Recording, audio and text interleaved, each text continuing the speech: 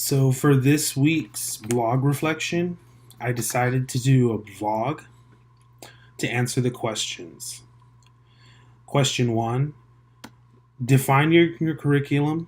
Consider the current language in the goals. Are the means embedded?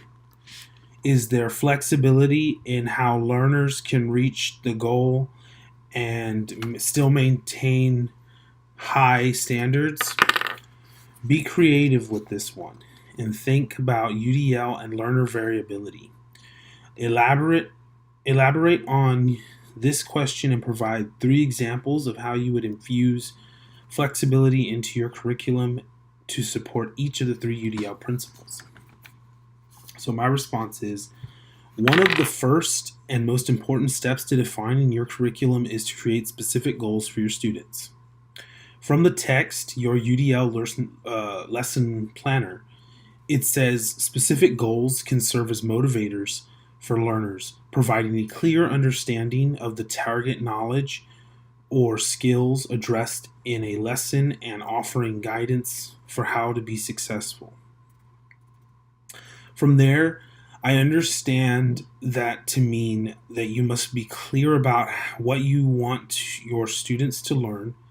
For this reason, there must be flexibility for your students to reach these goals. For example, when creating goals with my students, I discuss with them and their parents what exactly they would like to learn. To make this example UDL worthy, let's say all of my students wanted to learn to do their own laundry. To capture my students' attention, I would begin with a YouTube video about how to wash your own laundry and I would pause in between that and start a group discussion on why it's important to do their own laundry. This wouldn't be brought up at random, of course. I would scaffold this information. Prior to this, since I teach transition planning, the lesson could begin with a unit on skills for independent living. The first goal would be specifically to learn the importance of doing one's own laundry and learning to do laundry. This part of the lesson would address multiple means of engagement. Next, I will demonstrate how I would fold laundry. Just for example, how my assistant folds laundry, how my students fold laundry at home, how they learned to fold laundry. This way, my students would see various ways to fold their laundry. It allows me to be flexible while still achieving the goal. It sets the standard that the laundry should be folded when it's done, but it gives the students multiple means of representation of how it can be done. This way, my students are not stuck on a specific standard, but have the flexibility to accomplish the goal in their own way. Lastly, I would have the students complete a load of their own laundry using a washing and drying machine in the life skills classroom. They would be all given the same steps. For example, step 1, place dirty laundry in a basket. Step 2, take dirty laundry in a basket to the washing machine. Step 3, adjust settings on the washing machine to the standards you want to wash the clothes, etc. The goal here is to place the dirty laundry in the washing machine and allow it to wash your clothes. For some learners, I can type up the instructions and let them read and follow the instructions. For other learners, I may need to record instructions on their cell phone and have them listen to the steps step by step. Also, for some learners, I may need to create visual cue cards and arrange them step by step to show and to model for the learner how to complete the task. This will meet the multiple means of action and expression, allowing the instructions to be universal but flexible in how they are taught. These means still follow the standard that needs to be met, which is learning how to do laundry. Question 2. What barriers are associated with traditional classroom materials How can flexible technologies remove these barriers, and what has changed to make curricula or curriculum materials more student-centered? Now, common barriers I have observed in teaching are the use of one-size-fits-all lessons, or in my case, the use of general goals for students with disabilities. For example, in a traditional classroom, students will be given a worksheet.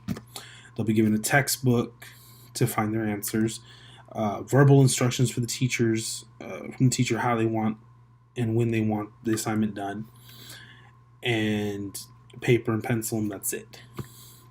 For the entire class period, that's all they do is work on the worksheet. It may seem simple, but in a classroom full of diverse learners, we know that everybody doesn't learn the same way, and so giving them, limiting them with those resources and just the textbook will impede some of the learners, because sometimes some students just can't learn by sitting and reading a book. Sometimes they have to see a visual representation. They need to watch a video. They need to listen to an audio clip, something that aids them in learning the lesson, which is why you will see inevitably various results of completion of the worksheet. And you'll have some students that will fail, or you'll have some students that will get a 50 or succeed.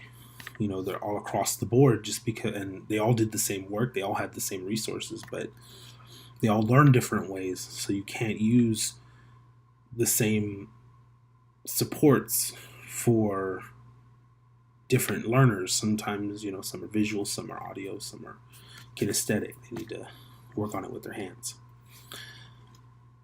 Mainly because the learners were all expected to complete the same task in the same way using the same supports. Yeah. To remove these barriers, the reading teaching every student in the digital age comes to mind. It says, and I quote, "With the goal stated clearly and separated from the methods, teachers can use flexible media to individualize means, scaffolds, and performance criteria to suit students' recognition, strategic, and effective networks. This variability helps teachers to focus the challenge at the right level and on the right content or skill targeted by the goal, freeing the students from the confines of inappropriate media and materials." So basically, by individualizing the methods, the teacher can keep their standard goal for learning, but use multiple means to present that information that students with learner variability can all recognize and understand. So basically, you're creating more pathways to learn the same goal. Like I said earlier, visual, audio, kinesthetic, we have multiple learners who need to use multiple methods to learn. And so they can all learn the same goal, but you need multiple methods. To make the curriculum more student-centered, multiple paths to learning have been developed. The teacher must separate the goal from the method. In other words, there are many ways to learn one lesson. Like I stated earlier in my example about folding laundry, the goal was to fold the laundry when it was done, but I presented multiple ways to fold the laundry. I showed the students how I fold my laundry. I had my assistant show them how she folds our laundry, and had my students show me how they fold their laundry at home. So in this instance, we used multiple means of representation. They got to see a little bit of how everybody folds laundry. Even though they're all different, it's all folded laundry. All the paths led to the one conclusion, which was they all learned how to fold laundry. Instead of me becoming stuck on one method, like this is the way you fold laundry, and this is the only way you fold laundry. And if you don't meet this standard, then you did it wrong, which is not true, because everybody does everything different. It's subjective between people. You could fold laundry one way and I could fold laundry one way. What we're all trying to achieve is it needs to be folded and it needs to be put away. I basically would focus on what works for my students. If a method that I use works better for my students at folding laundry, then he should use that method because that makes him successful at folding laundry. Or if maybe a method I learned from my students. Yeah. Okay, question 3. Using one or more examples, explain why clear goals drive methods rather than tools, e.g., assessment instruments, portable devices, driving activities. Focus on sharing examples within your educational area. The reading, design, and deliver stated from the King's Path Makers example, and I quote, using your tools, gifts, and vision, you created three very different pathways that all take me to the same place. And you all achieved the same goal in your own way. This means that one clearly stated goal can be reached through multiple means. Focusing on my area of education, because of the unique learning needs of my students, I cannot use the same methods to teach and achieve one goal. For example, I teach a transition class. One of the domains is employment preparation. Just for an example, a specific goal can be to demonstrate interview readiness by maintaining eye contact with the interviewing manager. For many of my students, this can be difficult, so I utilize multiple methods for maintaining eye contact. For example, I have students with autism spectrum disorder, and one of the issues they have is social communication deficits, and part of that may include not being able to maintain eye contact.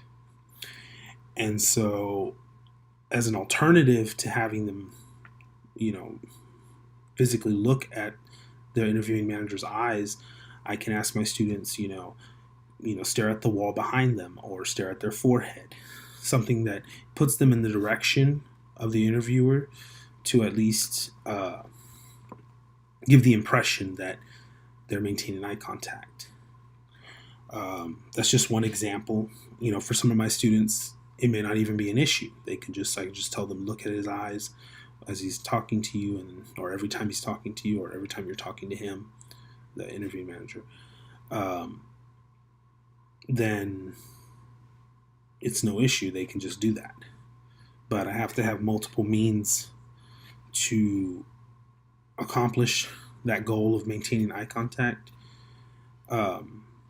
because I have students who have needs, unique needs, and I have to create multiple pathways to lead to that goal.